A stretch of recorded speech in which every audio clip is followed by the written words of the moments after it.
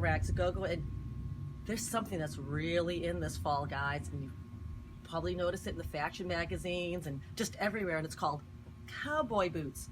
Cowboy boots have always been in, but they're making a huge comeback. The last time cowboy boots were huge that I remember was the early 90s, and guess what? The early 90s are back in fashion, so therefore cowboy boots are back in fashion along with denim, but we'll get on to denim in a little bit. We're going to talk about cowboy boots first. So what do we have over here? Well, look, we got the women's cowboy boots on this side.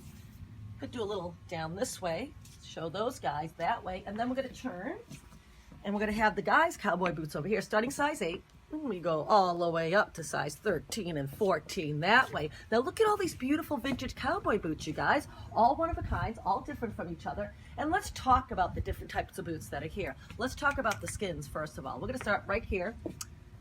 Guess what kind of skin this is, you guys? This is for real. This has not been molded to look like this. This is actually croc. Right here, we got some crocodile going on right here. Look at that ridge back, made into a cowboy boot.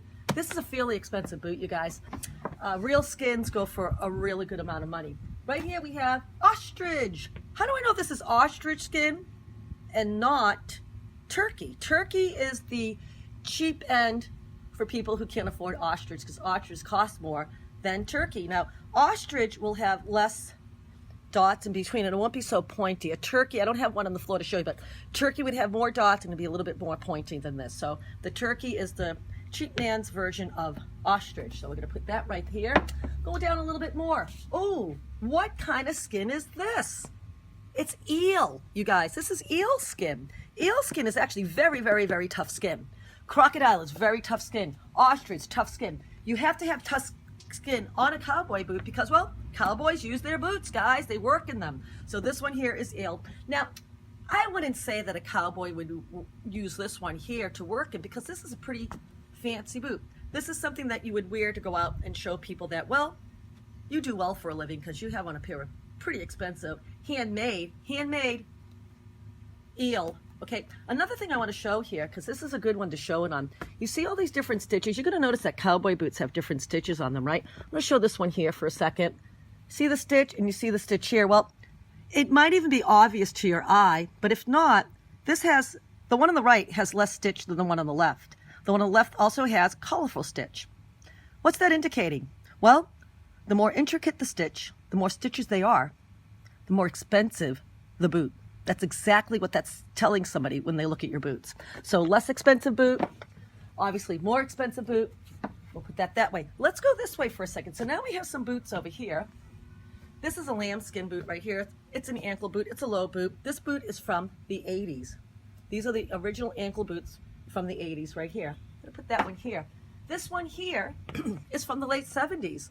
The style of this boot, I'll show it to you right here. That heel on there, that's all leather, by the way. Those are layers of leather right here. This is all leather down this way. It's all stitched on.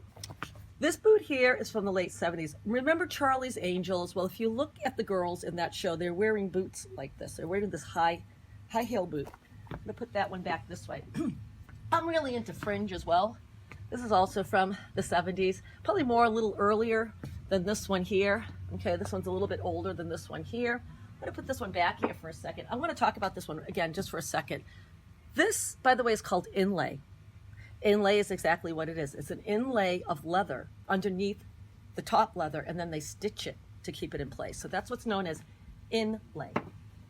This here is an authentic cowgirl boot that a cowgirl wore to actually rope and tie something. This is a workman cowboy boot. The workman cowboy boots are not the pointy ones. This is fancy. Okay, see the bottom of that? That's for dress, okay? This one would be for work. Why? It's round. It's made for the stirrup to go right there. Has an extra leather right there. It's made, it's tough. Also a really good boot. It's also known, if they're taller, some of the taller ones have bigger holes here. And the taller ones with the bigger holes, and even this would be called a poker. Poker, why? Because you're poking holes through the boot, just like that. That's known as a poker. Put this right. Poker are also signs of the cowboy workman boot. Let's go down this way for a second. This is a bit of an older boot right here. This is beautiful. Look at this beautiful boot. This is a Justin. Now, some of the better known names are going to be Justin, Tony Lama, Nakona. Rolls Royce would be Lucchese's. I can spot a Lucchese, and you might too from like a mile away. There's something very, very, very special about a Lucchese. If I see one on my floor here, I'll point it out to you like that. So this is a Justin. We got Tony Lama, and I was told that Nakonas are the slipper of cowboy boots. They're supposed to be a very, very, very comfortable boot. Let's go down this way for a minute. This is a riding boot. I've got a riding boot here. It's kind of like styling riding. Okay, when I talk riding boot, we're talking English as opposed to saddle cowboy. When you say a riding boot, you're talking more English style on the horses. Huh, gee, what is this? Look at this, guys. This is snakeskin. Look how nice that is. Also round snakeskin. Could be used for work, probably not, just more like a nice comfortable boot over here. I'm gonna turn around this way for a second. Here we go. What did I just say? Ha ha ha, there's a poker, right? Look at the shape of it, you guys. It's round, even has nice, look at that, just like almost like a workman boot, almost like a Tim. And that is for riding, holding, jumping, roping, etc. It is a workman boot. Put that right back here. This one happens to be, this is a little bit more modern, guys. It was made in Mexico, but I'm going to tell you something right now.